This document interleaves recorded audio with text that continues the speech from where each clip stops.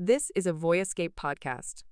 You can find all of our travel podcasts from around the world at voyescape.com.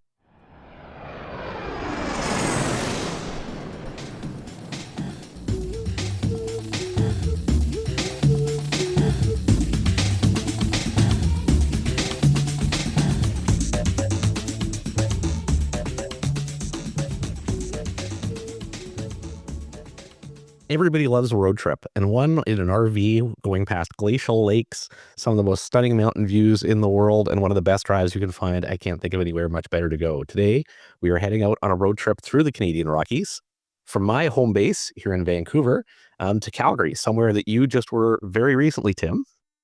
Absolutely. How you doing this week, David? I'm doing great.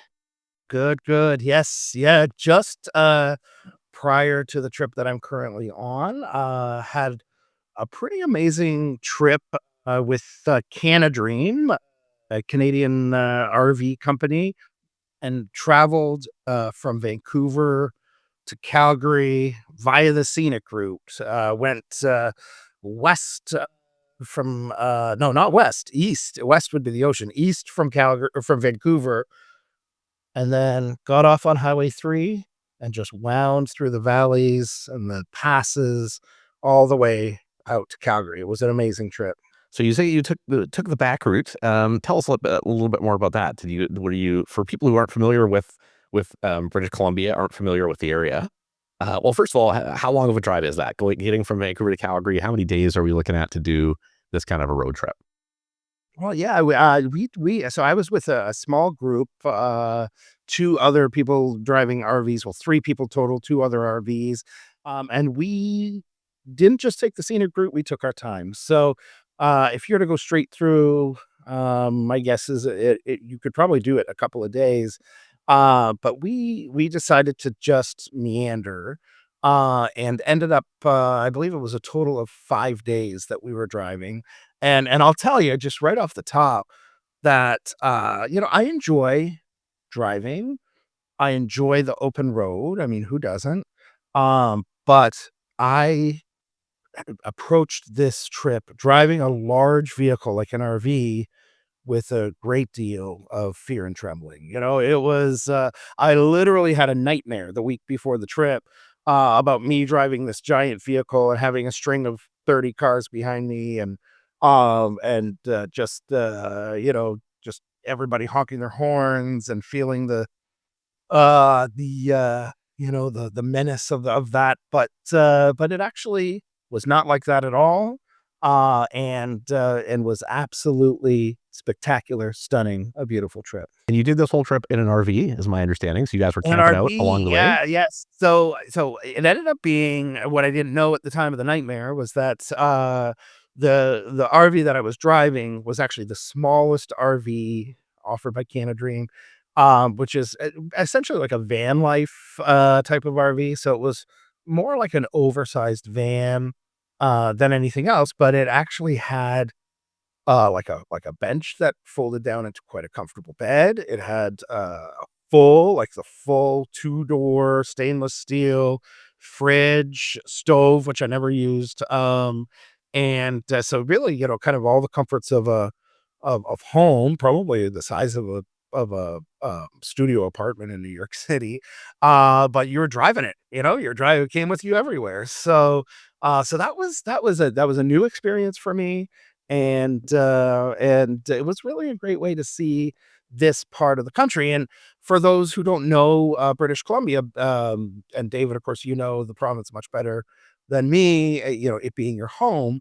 But it is my favorite province, Canada.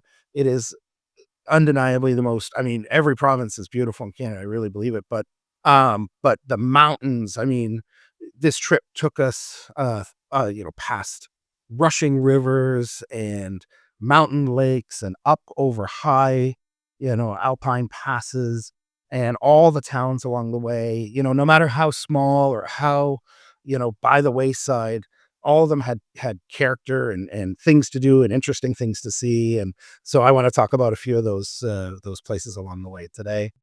I've been lucky to, I mean, given that I'm based here in Vancouver and I've got Calgary on the other end of this drive, or family on the other end of this drive in Calgary. I've done it many many times. I mean, just to talk about some of the main highlights for people who haven't done this route before, you've got the wine region in the Okanagan, which I think a lot of people may not know you're going to find in Canada, an area that actually has a bit of a desert down in Soyuz, and some Mm. great wine country around Kelowna is one area you can go through in this drive. You've got Revelstoke, which is a great sort of backcountry hiking, amazing ski hill up there. Has a mountain roller coaster you can do, lots in that area that you can hit on this drive. You've got some of the best national parks in Canada, certainly Yoho National Park, Banff National Park, who you can hit on this drive. You've got hot springs in the areas around Golden, Fairmont. There is a lot, and there's a lot of routes you can do between the two as well. And I think you actually even made it to some cities I've never been to. If I'm not mistaken, you made it into like Nelson and up in that area as well, didn't you, Tim? 100%, 100%. And, and I was just going to talk about Nelson, which I think was one of my favorite, they two or three favorites, along the way. Um, you know, you see it, it's a dot on the map in the middle of the province, and you think, or not really in the middle of the southern part of the province, and you think, okay, what's going to be there? And you go, and I parked the RV, and I walked and walked and walked. Probably walked for a couple hours, and just saw as much as I could. And it was the main streets in the heart of Nelson. They had record shops and used bookstores. There were galleries, really cool dining, and stuff that you wouldn't necessarily expect. Sushi restaurants and all this kind of stuff. Um, the central part of Nelson also has about 50 different murals. So you could spend a whole afternoon just walking around checking out these cool murals, sometimes painted by local artists. So Nelson had been on my list for a while, and I'm really glad that I got there. And I really want to go back and actually spend a couple days and maybe get to know some of the artists and some of the creatives who make this remarkable town their home. And you mentioned, I just want to also near Nelson, one of the stops that we did was Ainsworth Hot Springs. You mentioned hot springs, and that was perfect. After 2 or 3 days, and you're sitting in the driver's seat, you're getting a little tight, your shoulders are getting tight, whatever.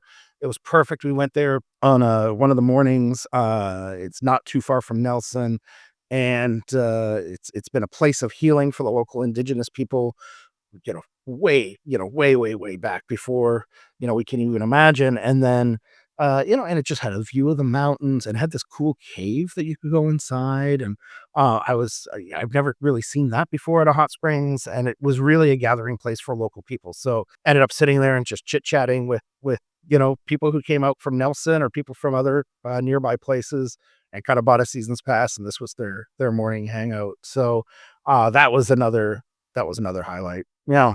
There is so much on this drive. I mean, there's probably 15, 16 different destinations just in this 2-day drive that we could do episodes about. But this is a route that I would say, a lot of people, if you're coming from Europe, you're coming from Asia, you're looking to get that first time experience in the Canadian wilderness.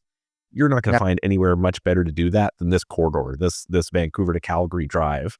Mhm. And there are lots of different routes you can do it. It's certainly Canadian wilderness, but it's accessible wilderness too, right? These are very developed highways. These are very, easy to travel routes, but also some amazing backcountry roads, backcountry hiking that you can do once you're out there. I Mhm. know one of the things we always talk about in our episodes is kind of the where to stay. In this case, Mhm. you were traveling in your where to stay, but I wondered, do you have any favorite camp spots and campgrounds that you hit along the route? Well, we had hit a bunch of cool ones. Manning Park was one of the first ones along the way, and that was great. Near Nelson, I'm trying to remember the place where we stayed near Nelson. Um, and that one was super cool. It was a provincial park. So a lot of these, they came. It was something that I was introduced to on this trip was the fact that, um, having power and water, that you could actually plug into. Growing up, we went camping, but it was always, pitch a tent and, you know, put a can of beans over the fire, and that was not the case. We had a couple of nights in some of these campgrounds that that we cooked meals right in the RV, and some beautiful, beautiful meals. I will say, a couple of great hotels along the way. If you're looking for a little bit of a break or whatever, we kicked it off on this trip at the Fairmont waterfront, which I know is a hotel you know well, right in the heart of everything, walking distance to a lot of the wonderful things to see and do and eat in Vancouver. Great views over the water, as the name would suggest. And then in Fernie, which was a town, um, that we did e-biking, we did easy hikes that were super cool. And also, it's a great winter destination, easy skiing, lots of powder, red and not red, green and blue routes. And in Fernie, if you're looking for, if you're not in an RV or if you're looking for a break from the RV, Lizard Creek Lodge is a great place right on the mountain, and they have big suites and they've done some renovations. So that's definitely a wonderful place to stay. And I think we're going to talk a little bit about food, but before we move on to food, I just want to talk a little bit, and we might even at some point maybe do a whole bonus episode on this place that I find super fascinating. Just across from Nelson, we went across Kootenay Lake on a ferry, which I didn't even know there were ferries that went across lakes in BC, but that was something I discovered. And on the far side, I have the name in my notes. I want to get the name right. Called North Woven Brune Company, and it's just on the other side of the ferry if you're heading east. And this was like a log barn with like hipster artisans, and they made handmade brooms. They make handmade brooms from forged materials. These beautiful. The handles have knots in them, and if you when you grab onto it to sweep, um, you feel like you're grabbing something that came right out of the forest. And they've worked with a number of film studios. So if you've seen like a funky looking broom in a movie, these guys probably made it, including Harry Potter, of course, maybe the most famous broom related film franchise. I don't think they made the brooms that were actually in the movie, but they did make brooms for the book launches and things like that. So, and I might be wrong on that, and maybe they'll send us a note if I am. But yeah, so many quirky, cool things to do all along the way. There are many quirky, cool things along the way. I mean, two that jump to mind for me, kind of midpoints in the drive. There's a town called Sicamous, and there's a great barbecue spot there. A place called the Narrows. Would highly recommend. Kind of in the really remote spot, but has like a brew pub and great barbecue place there, the Narrows. So definitely one that if you're passing through on the drive, worth making the detour off. And then there's a great, I think it's called Double Dutch D Dairy, where they've got awesome ice cream and curds. So a big thing that go if you like poutine in Canada. Curds are your key ingredient to make your Canadian poutine, and that is probably the top spot in BC to get them. So definitely one that's worth going out of your way on the route a little bit as well. Coming back just a sec I know we were talking a little bit about hotels. I would say, much like the Michelin guide calls out a few restaurants that are worth basing your trip around, I think this 1,000-kilometer route between Vancouver and Calgary definitely has 3 or 4 hotels that are, even if you are on an RV trip or a camping trip, you're going to want to take a day to experience some of these properties, because there are a couple of places that are worth coming around the world for. I mean, I would call out places like Emerald Lake Lodge, is a stunning, beautiful lake, waterfalls, up in a remote wilderness location. I think, one of the top spots in the Canadian Rockies. You've got on this route the Shadow Lake Louise, which the last time I was there were so many international visitors there. We probably don't need to tell anybody about it. They probably already know all about it, but there is a reason why there's so many people there, right? I mean, this is one of the iconic Canadian Rocky lodges, and stunning scenery around it.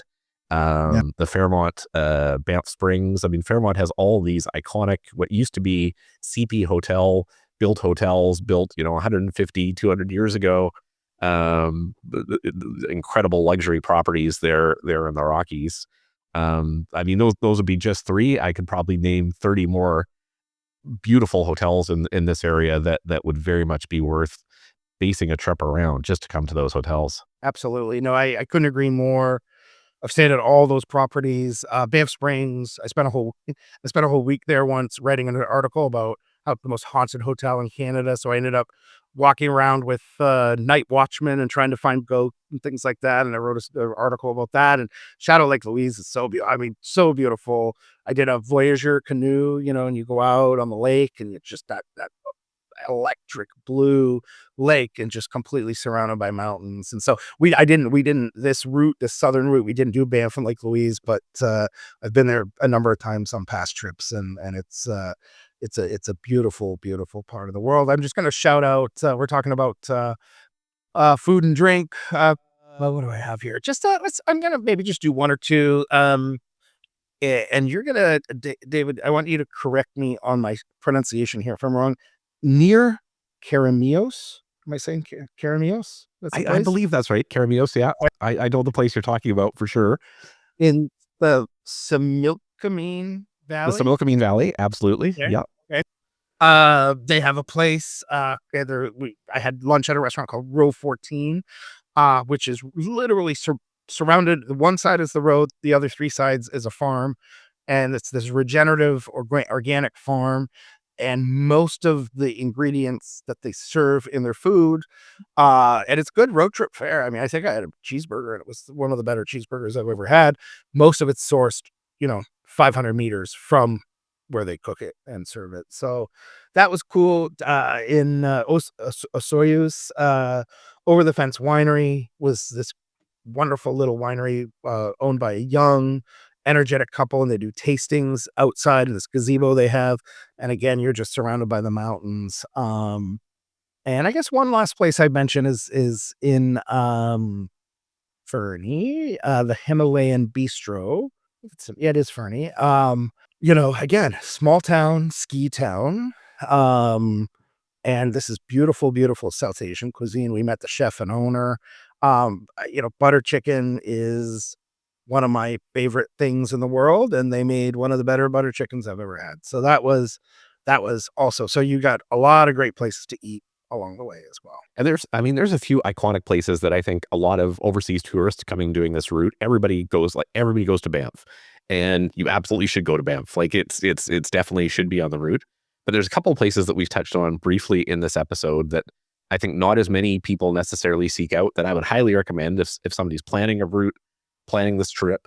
Yoho National Park, one of them. I mean, a lot of people drive through Yoho. It's on the route. But I mean, I think that you get a little bit more remote, untouched wilderness here. So, I mean, that's where I believe that's where Emerald Lake Lodge is in Yoho. It's either Yoho or Glacier National Park, one of the two, but I'm pretty sure it's in Yoho. There's some amazing backcountry waterfall hikes in Yoho as well that are a little less trafficked. So that's a place I would recommend people really, try and spend a night if you're camping and camping over there and exploring a bit more. And the one that you've just talked about, the Similkameen Valley, which is just as you're getting into the Okanagan Valley, which is a very well-known wine region. And I think it has, if I'm not mistaken, something like 300 plus wineries now throughout the Okanagan. It's just exploded over the last 2 decades. But the Similkameen Valley is kind of the emerging end of that wine country. It's just really started to develop as a wine region, maybe a little more than the last decade, but more and more wineries there all the time. Great winery restaurants. They're a little bit more spread out, a little bit, you got to dig around and research a little bit more to find them. But a lot of them are newer or brand new in many cases. So a lot of, very, very cool new restaurants, cool new wineries in that area for sure. So definitely somewhere to dig in and spend some of your trip. Yeah. And we had some great wine there. Absolutely. And just that town, Karamios, just driving through. I mean, it was just kind of autumn, the beginning of autumn going through, and they just had pumpkins and corn and all this beautiful, beautiful fall, food at these fruit stands, these produce stands all along the way. Super cool place. Loved it. Absolutely. Well, we have done almost double our 10 minutes that we try and stick to on today's episode, and we could probably go for several hours more. This is actually, this route alone would warrant its own podcast series. You could easily do a 12, 15 part series on just this drive and all the destinations in it. But any final tips or can't misses that you would throw out for today, Tim? I think, it's just an overall, just do it. I mean, anyone coming to Western Canada, I know that's not really a specific tip, But anyone coming to Western Canada, people do the Rocky Mountaineer, which is wonderful. People do, go out to Vancouver Island and go to Butchart Gardens, go to Victoria and all that. That's also wonderful. But this is really worth it. If you're really looking to see the undiscovered side of British Columbia, I think they're calling this route Rainforest to Rockies. So you get the temperate rainforest and you get the Rocky Mountains. It's worth it. I don't know. Do you have any final thoughts? Any final tips? Final tip, I would guess, it would be in that district around sort of well, Kimberley is another place that I'll just mention briefly. Sort of this Bavarian style mountain town, great ski resort. It's another one that's I think a little bit of an undiscovered gem. So I definitely would recommend, if people are building out their route, that's another place to consider. But around Kimberley, within there's a whole route there in sort of that Nelson, Revelstoke, Kimberley, Fernie area, in and around there, where there are at least 6 or 7 hot springs resorts. And in addition to the public hot springs resorts, there's a number of wild hot springs still there as well too. That if you are on a camping trip, you've got an RV, a couple of them are just short back road drives, and you can get to these untouched back mountain hot springs as well. So definitely another thing that I would recommend people do some research and look at the hot springs route there in the middle of this route. Absolutely. And just one last note, in addition to one additional shout out for the Broom Place, because the Broom Place is amazing, is to do a walking historical tour in Fernie. The whole town burned down, and they have a walking tour this was many, many years ago. And they have a walking tour based on that, where they sort of almost not recreate, but we had a guide who was so good that she brought the whole scene to life. This is, I think 100 years ago, about, how the fire spread and how people escaped, and, high drama, and real history. And that I thought was very special as well. It was just an hour walking tour, but was like stepping back in history. So that was special as well. I've never done that. That's a great recommendation. Next time you're in Fernie, it's a There you go. great experience. Yeah. And that just speaks to, as I say, I've probably done this drive in my life at least double digit times for sure, 20, 30, 40 times. And lots of towns, areas, things that I still haven't discovered even on it as well. So during COVID, when we couldn't travel around the world, my family and I, we bought a Land Rover with a rooftop tent, and a good portion of our time was spent on this route for sure. Yeah. Wonderful. A wonderful drive, open road. Yeah. A surprise around every corner. Yeah. Absolutely. All right, Tim. Well, I hope you're enjoying your sailing trip here around the world. I know we're going to connect here again soon to talk about another place where you can sail to or fly to, Fiji. So look forward to people coming back to hear our next episode as we head out to the South Pacific.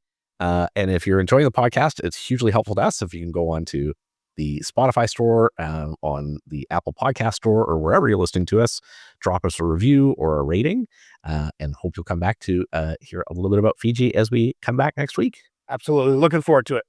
Can't wait. Thanks, David.